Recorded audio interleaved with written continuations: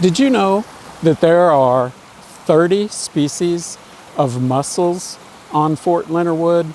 That level of diversity is incredible. It speaks to how clean the environment is here at Fort Leonard Wood. My name is Charlie Neal. I'm the Chief of the Environmental Division, and today we're going to meet up with Mr. John Brant.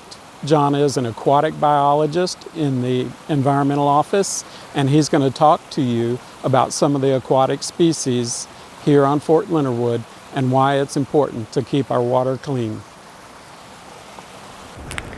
My name is John Brant, and I'm the Fisheries and Aquatic Biologist with the Fort Leonard Wood DPW, and we work to manage the lakes and ponds here on Fort Leonard Wood for recreational fishing, and we also work in the streams and rivers with some of the endangered species, freshwater mussels, and fish. And we have 77 species of freshwater fish here on Fort Leonard Wood, and to monitor those and some of the mussels, we actually snorkel for them, and we do other sampling methods, and we work with other state agencies and federal agencies to try and come up with the best management practices and to protect these species. So snorkeling is just one of our sampling methods, but when we go snorkeling the streams, we're actually usually searching for a specific species, whether it's the blue striped darter, a rare fish that's being petitioned to be federally protected, or whether we're looking for hellbenders or mussels.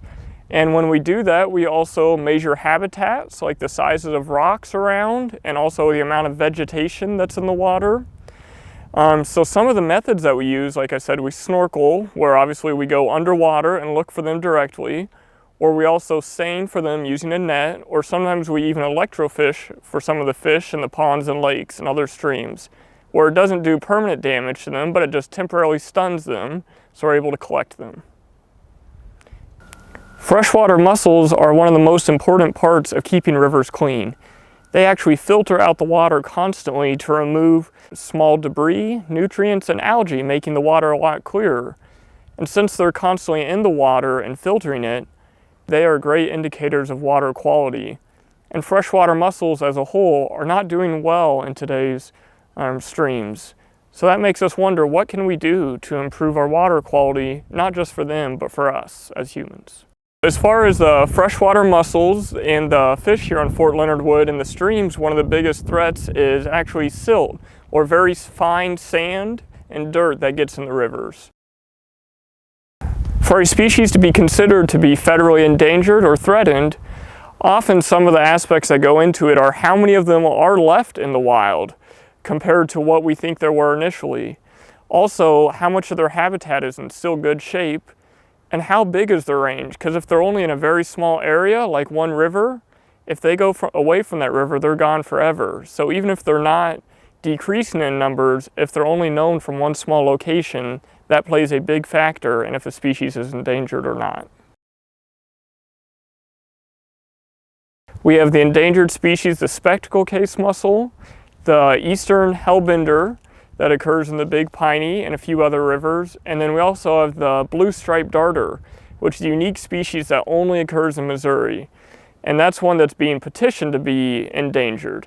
So we are trying to find out as much as we can about that species, just so that way we can make wise decisions on how to protect them, and maybe they don't even need to be listed as endangered.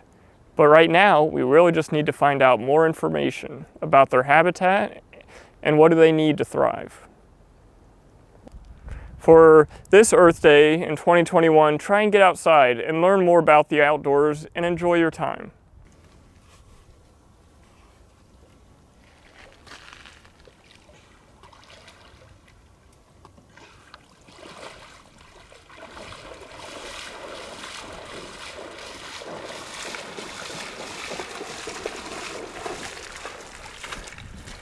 Well, no blue striped darters today, but we won't give up as long as you don't give up on protecting the Earth.